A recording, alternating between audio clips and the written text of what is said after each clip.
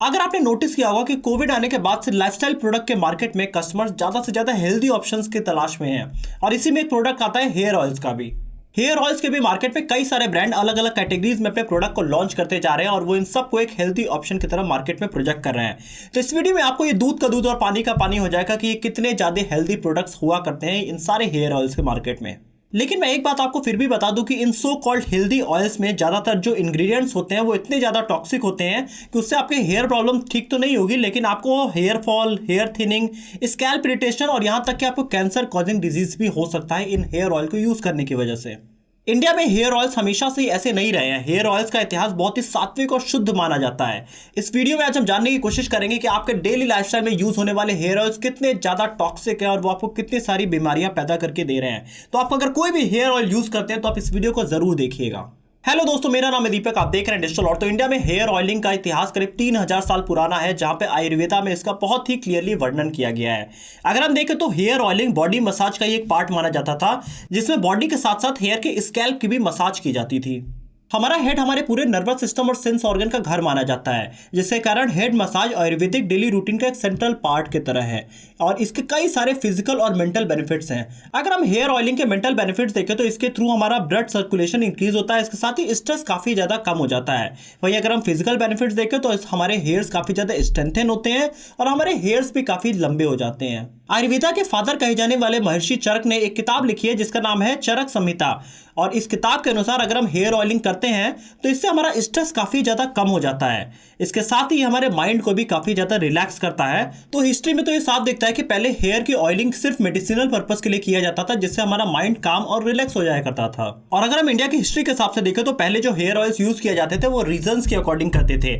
जो गर्म प्रदेश है वहाँ पे ठंडे हेयर ऑयल्स यूज़ किया जाता था, जो ठंडे प्रदेश है वहाँ पे थोड़े गर्म हेयर ऑयल्स यूज़ किया जाता था। इसके साथ ही जो हेयर ऑयल्स का यूज़ था वो सीजन्स के भी हिसाब से था। बेसिकली इंडिया में 2 सीजन हुआ करते हैं, एक विंटर सीजन और एक समर सीजन। तो समर सीजन में जो हेयर ऑयल यूज करने की सलाह दी जाती थी उसकी तासीर काफी ज्यादा ठंडी होती थी, जैसे कि हम बात करें कि coconut oil, jasmine oil, sandalwood oil या फिर नीम का तेल। और विंटर सीजन में बात करें तो ऐसे हेयर ऑयल यूज किया जाता था जिसकी तासीर गर्म हो, जैसे कि अगर हम देखें तो मस्टर्ड ऑयल, सेसमे ऑयल या फिर ग्राउंड नट ऑयल्स। इंडिया में ब्रिटिशर्स के आने से पहले तक हेयर ऑयल सिर्फ सीजन्स और रीजन्स के हिसाब से ही यूज किया जाता था, लेकिन ब्रिटिशर्स के आने के बाद ये परसेप्शन पूरी तरीके से इंडिया में चेंज हो गया और आज हेयर ऑयल एक वेलनेस प्रोडक्ट कम बल्कि ग्रूमिंग और स्टाइलिंग प्रोडक्ट ज्यादा बन के रह चुका है इंडिया में। और इसके पीछे जो बड़ा रीजन था वो था कंज्यूमरिज्म। एक्चुअली ब्रिटिशर्स इंडिया में कंज्यूमरिज्म का कॉन्सेप्ट लेके आए थे। कंज्यूमरिज्म एक टेंडेंसी है जो कि विश्वास पे आधारित होती है कि ज़्यादा से ज़्यादा चीज़ों को ज़्यादा से ज़्यादा अगर हम कंज्यूम करते हैं तो हम रियल हैप्पीनेस को पा सकते हैं। और जब ब्रिटिशर्स ने इंडिया को काफ़ी ज़्यादा लूट लिया था तो उन्हें दिखाई दिया कि अब तो इंडिया काफ़ी ज़्यादा गरीब हो गया, तो इंडिया में कंज्यूमरिज्म को हम कैसे फैला सकते हैं। तो वहाँ पर इंडिया में एक सोच डाल दी गई कि अगर आप सक्सेस तभी होते हैं जब आप अपने सामने वाले पड़ोसी से, आप अपने किसी भी कंपटीटर से आप आगे निकल जाते हैं। तो अगर आप इंडियंस का माइंडसेट देखें तो आज की डेट में क्या है कि अगर आपके पास एक गाड़ी है तो आप उससे बड़ी गाड़ी लेना चाहेंगे, अगर आपके पास छोटा घर है तो आप अपने बगल वाले को देख के उससे बड़ा घर खरीदना चाहेंगे। तो इसी को कंज्यूमरिज्म कहते हैं कि आप सामने वाले को देख के आप चीजों में अपडेट होते जाएंगे, आप महंगी महंगी चीजें आप खरीदते जाएंगे। आज ब्रिटिशर्स इंडिया को छोड़ के जा चुके हैं, लेकिन इंडिया में कंज्यूमरिज्म इतना ज्यादा है कि हम वेस्टर्न प्रोडक्ट को काफी तेजी से अडॉप्ट करते जा रहे हैं। अब जो लोग भी इंडिया में महंगे लाइफस्टाइल को नहीं फॉलो कर सकते हैं, जिनके पास इतने पैसे नहीं है, वो अपने फेस और अपने लुक्स के थ्रू अपनी ग्रूमिंग करके ज़्यादा बेटर दिखने की कोशिश करते हैं। और यहीं पे कॉन्सेप्ट आ जाता है हेयर ऑयल्स का भी। ये कल्चर इंडिया के हेयर ऑयल इंडस्ट्री में भी आ गया, जिस वजह से आप मिड 20 सेंचुरी के बाद देखेंगे कि ज़्यादा से ज़्यादा हेयर ऑयल के ब्रांड्स इंडिया में आने शुरू हो गए। यहाँ पे सबसे पहले ब्रांड्स में से एक आता है डाबर, जिन्होंने अपना डाबर आंवला हेयर ऑयल लॉन्च किया था, जो कि आज भी भारत के वुमेन्स में काफ़ी ज़्यादा पॉपुलर है। इसके बाद अगर हम देखते हैं तो 1953 में बजाज कंज्यूमर कंपनी ने भी अपने हेयर ऑयल्स बेचना शुरू कर दिया और आज बजाज आलमंड का करीब मार्केट शेयर 52% है लाइट हेयर ऑयल कैटेगरी में। इन दोनों कंपनीज की सक्सेस देख के इंडिया में कई सारे हेयर ऑयल्स लॉन्च होने शुरू हो गए और जब 1991 में लिबरलाइजेशन होता है उसके बाद फॉरेन ब्रांड्स के भी कई सारे हेयर ऑयल्स इंडिया में आने शुरू हो गए थे। अर्ली 21st सेंचुरी से ही इंडिया में कई सारे हेयर ऑयल के ब्रांड्स आ गए थे और कस्टमर के सामने मल्टीपल ऑप्शंस थे, जिसमें हर एक ब्रांड चाहता था कि वो अपना प्रोडक्ट ज़्यादा से ज़्यादा कस्टमर को बेच दे। और यहीं पे शुरू हो जाती है हेयर ऑयल्स की डार्क साइड, क्योंकि ज़्यादा से ज़्यादा कंपनीज अपने प्रोडक्ट सेल करने के लिए अनएथिकल स्टेप्स लेने शुरू कर दिए, जिसमें उन्होंने सस्ता बेचने के चक्कर में इम्प्योर हेयर ऑयल्स लोगों को बेचना शुरू कर दिया। अगर हम 1921 में देखो तो इंडिया की जो टोटल पॉपुलेशन थी वो सिर्फ 27 करोड़ थी, लेकिन आज इंडिया की पॉपुलेशन करीब 150 करोड़ है। तो मतलब पॉपुलेशन में करीब 500% का इंक्रीमेंट आया पिछले 100 सालों के अंदर। और यहाँ पे दूसरा अगर हम बड़ा रीजन देखें तो इंडिया में जो ब्रिटिशर्स जब आए उसके बाद इंडिया काफी ज्यादा गरीब हो गया, तो कंज्यूमर की बाइंग कैपेसिटी इंडिया की काफी ज्यादा कम हो गई। तो यहाँ पे प्योर हेयर ऑयल्स इंडिया में मिलना काफी ज्यादा मुश्किल हो गया। तो कंपनीज को यह पता था कि इंडियंस काफी महंगे प्रोडक्ट नहीं खरीद पाएंगे, तो उन्हें सस्ते प्रोडक्ट बेचना शुरू करो। तो अगर प्योर हेयर ऑयल्स देखें तो वो इतने सस्ते नहीं आ सकते हैं, जिस वजह से कंपनियों ने मिलावट करनी शुरू कर दी हेयर ऑयल्स में। इन कंपनीज के हेयर ऑयल में मोस्टली 70% लिक्विड पैराफिन होता है, यानी कि मिनरल ऑयल, जो कि एक पेट्रोलियम का बाई प्रोडक्ट माना जाता है। एक्चुअली इन कंपनीज का मिनरल ऑयल यूज करने का सबसे बड़ा रीजन है कि ये काफी ज्यादा सस्ते हो जाया करते हैं। इसके साथ ही इसके केमिकल और फिजिकल प्रॉपर्टी काफी ज्यादा सिमिलर होती है हेयर ऑयल से। मिनरल ऑयल्स में कोई भी फ्रेग्रेंस नहीं होता है, ना ही कोई कलर होता है, और ये नॉन स्टिकी भी होता है, और इतने सारे प्रॉपर्टीज के बावजूद भी ये काफी ज्यादा सस्ता होता है।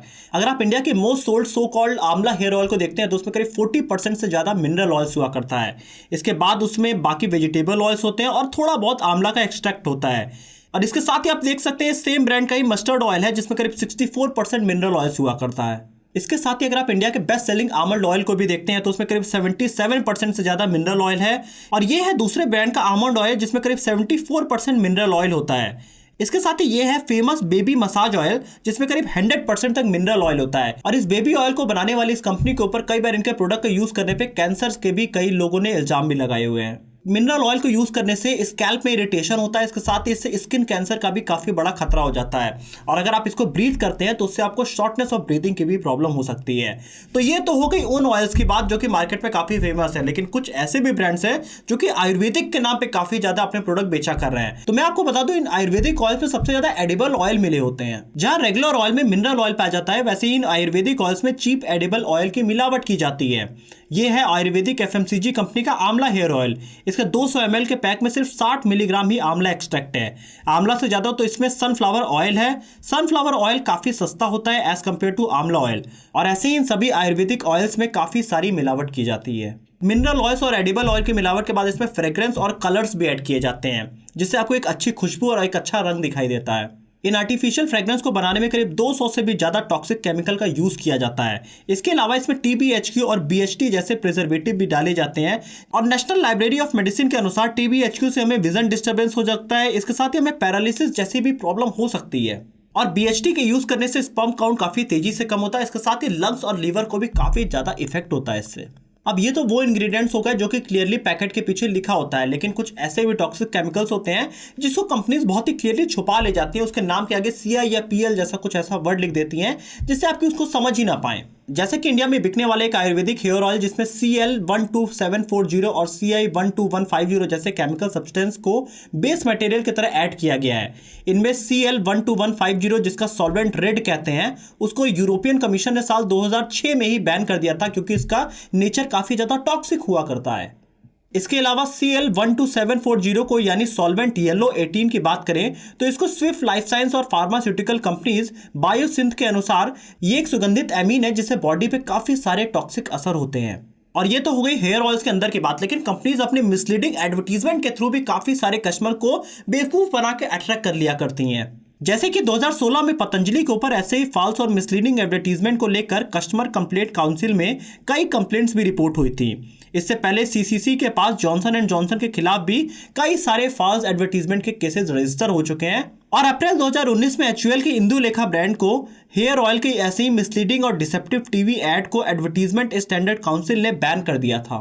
इन बड़ी कंपनीज के अगर आप हेयर ऑयल के एडवर्टीजमेंट को देखें तो ज्यादातर कंपनीज क्लेम करती हैं कि इनका प्रोडक्ट यूज करने से आपके बाल लंबे हो जाएंगे, आपके बालों की स्ट्रेंथ बढ़ जाएगी, इसके साथ ही आपके बाल में काफी ज्यादा मजबूती दिखाई देगी। लेकिन ये सब कुछ मिसलीडिंग एडवर्टीजमेंट का एक नतीजा है। और ज्यादातर तो ये भी क्लेम किया करते हैं कि इसमें भृंगराज है, कांति है, बहुत सारे आयुर्वेदिक चीजें हैं, लेकिन इनमें से ज्यादातर एक फेक दुनिया है और उसी के दम पे अपने प्रोडक्ट लोगों को बेच दिया करते हैं। लेकिन आप अगर कोई भी हेयर ऑयल लेते हैं तो आप कोशिश करिए कि आप ज़्यादा से ज़्यादा नेचुरल हेयर ऑयल्स का यूज़ करिए। इसके साथ ही आप उन हेयर ऑयल्स का यूज़ करिए जिसमें जो केमिकल सब्सटेंस है वो काफ़ी ज़्यादा मिनिमम हो। इसलिए आप इंग्रेडिएंट्स को बहुत ही क्लियरली समझना शुरू कर दीजिए। वीडियो आपको अच्छी लगी तो वीडियो को लाइक करिएगा, इस वीडियो को ज़्यादा से ज़्यादा लोगों में शेयर करिए ताकि जो हेयर ऑयल से रिलेटेड बहुत सारे मिथ हैं और जो महंगे महंगे प्रोडक्ट लोग खरीदा करते हैं उससे पहले लोग इस वीडियो को जरूर देखें। तो इस वीडियो को आप शेयर जरूर करिएगा। वीडियो अच्छी लगी तो वीडियो को लाइक करिएगा, चैनल को सब्सक्राइब करिएगा और बेल आइकन पे प्रेस करिएगा।